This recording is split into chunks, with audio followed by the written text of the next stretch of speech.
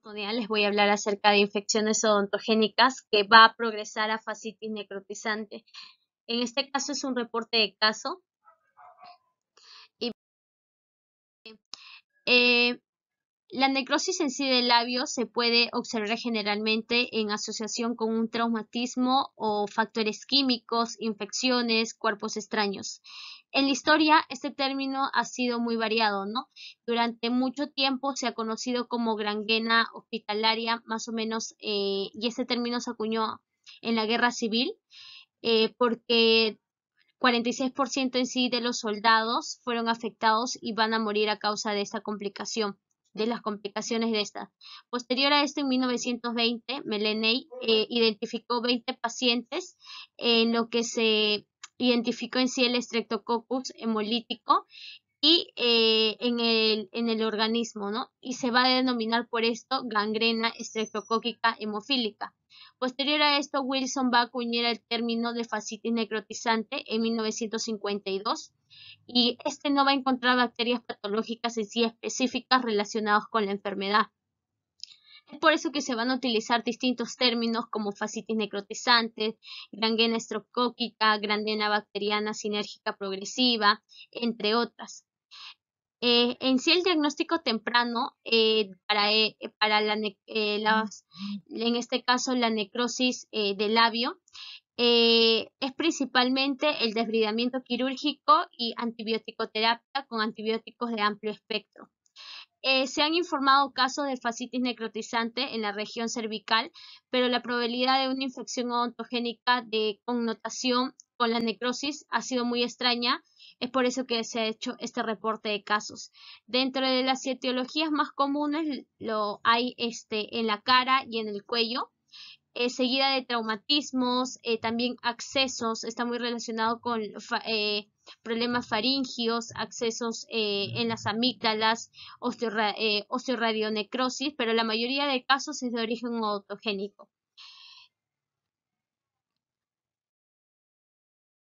Los factores que tiene la necrosis en el labio, entre los más comunes tenemos el deterioro del sistema inmunológico. Todo paciente que tiene su sistema inmunológico bajo va a ser propenso no solo de esta enfermedad, sino de distintas. Pacientes con diabetes o pacientes con neoplasias, incluso el que sufren de alcoholismo. Otro factor es el compromiso de los vasos sanguíneos faciales y también la presencia de microorganismos capaces en sí de proliferar dentro del área, en este caso del labio. Hay que tener en cuenta también los microorganismos que se van a encontrar porque hay microorganismos que son que en prueba de sensibilidad redundando son sensibles a ciertos fármacos. Y pues el labio, como se sabe, está compuesto por músculos orbiculares, que está revestido por piel, por tejido subcutáneo, por grasas, por salivas, glándulas salivales menores. En este caso, el labio sea más glándulas salivales subcutáneas y grasa, que el contenido en sí de los músculos, que es relativamente menor.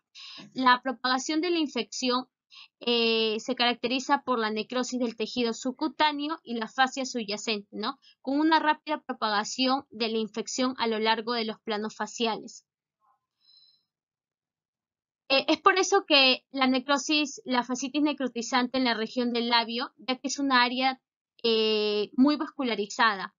Y en sí, este labio, como sabemos y se ve en imágenes, está inervado por la arteria labial superior, que proporciona en sí una inervación sanguínea al labio superior con las ramas terminales que van a irrigar en sí las alas, las narices y lo que es el tabique.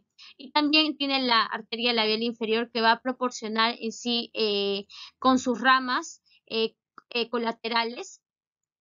Y pues debido a los bordes anatómicos en sí la infección se propaga a lo largo de los planos faciales y durante en sí la fase inicial de la fascitis necrotizante se puede confundir con una celulitis, pero se tiene un diagnóstico diferencial.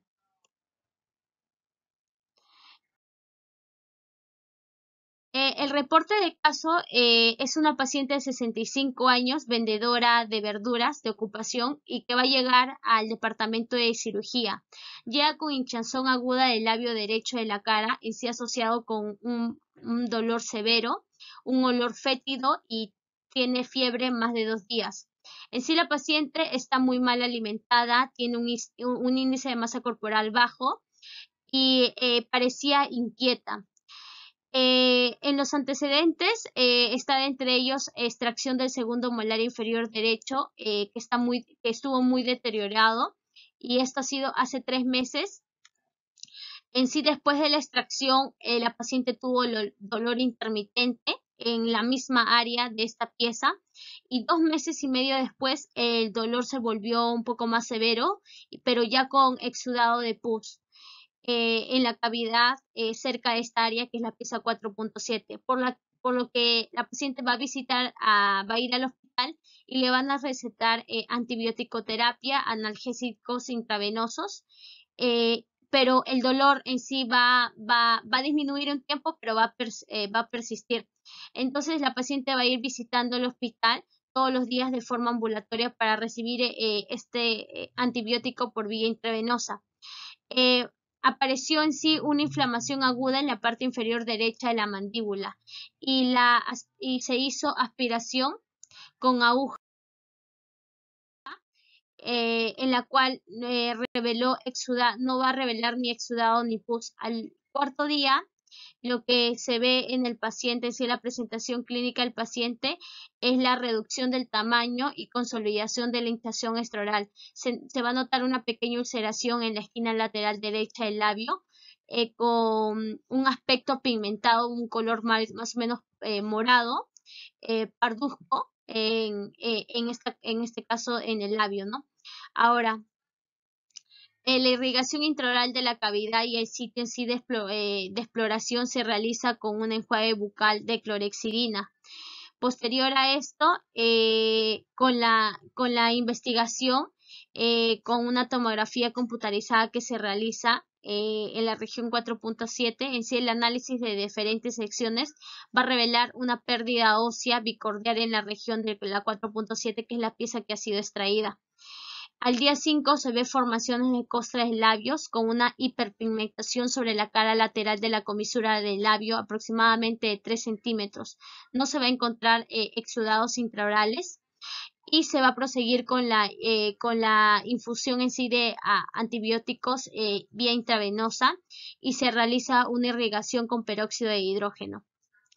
Al día 6 las características de la necrosis en sí ya cambian, una pigmentación marrón oscura, ya de consistencia dura, al examen intraoral una formación costrosa, y se notaron en sí sobre el borde inferior. La hiperpigmentación fue prominente, y se van a observar hallazgos similares en el labio superior, como se puede observar en imágenes. En el día 7 hay un aumento de la necrosis y una formación de costra en el labio inferior, y el patrón de diseminación de la periferia del centro se notó y se asoció con un dolor. Por eso que por vía intraoral se hace la apertura quirúrgica, había cicatrizado satisfactoriamente y no había exudado de pus. Para inducir el control de la vascularización del tejido se realizaron múltiples punciones sobre la superficie del labio, pero no hubo signos de vascularización, y se toma una parte del tejido necrótico para el cultivo y un examen de sensibilidad. Es por ello que en el día 8 se hace la formación costrosa de los labios y aumenta notablemente, que afectaba el labio superior e inferior, y se continúa con clindamicina de 600 miligramos 3 veces al día. Se va a recomendar un apósito de aerosol, que es una solución superoxidada sobre los labios, que se coloquen sobre la costra en sí.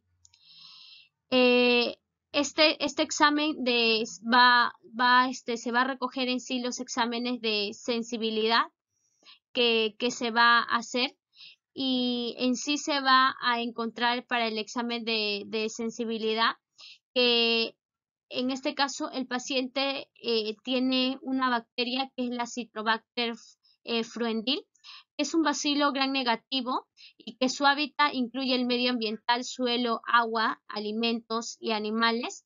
Es un patógeno oportunista y es responsable de varias infecciones importantes.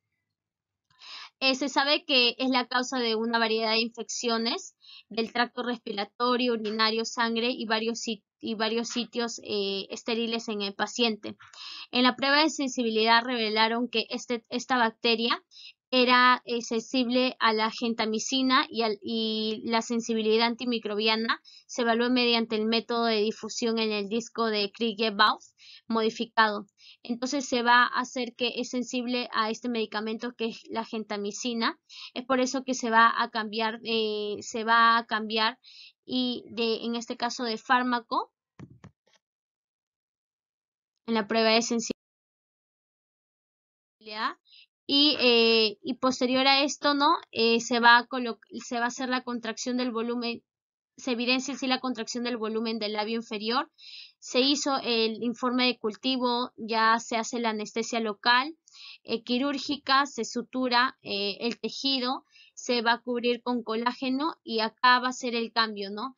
Como en sí hubo separación de este tejido costroso y necrotizado del músculo.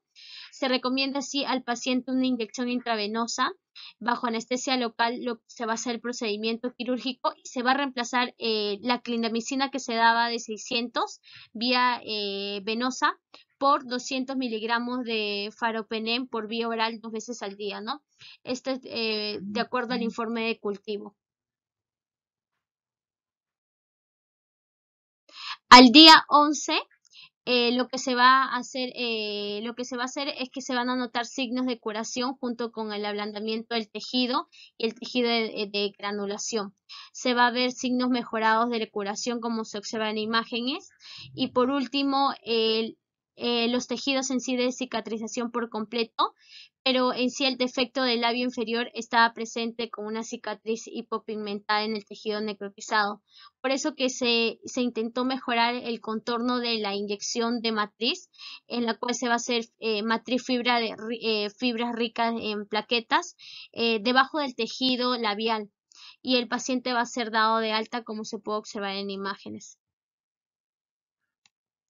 Entonces podemos concluir que, si bien es cierto, tiene que haber un monitoreo cerca de los pacientes, e instituir un cultivo inmediato y pruebas de sensibilidad para en sí especificar los antibióticos que se van a dar. Es por eso que la aparición de infecciones que no responden a antibióticos empíricos comúnmente utilizados es debido a la resistencia de estos microorganismos, ¿no? Este ha sido un artículo publicado en el 2019. Esas son mis referencias bibliográficas. Gracias.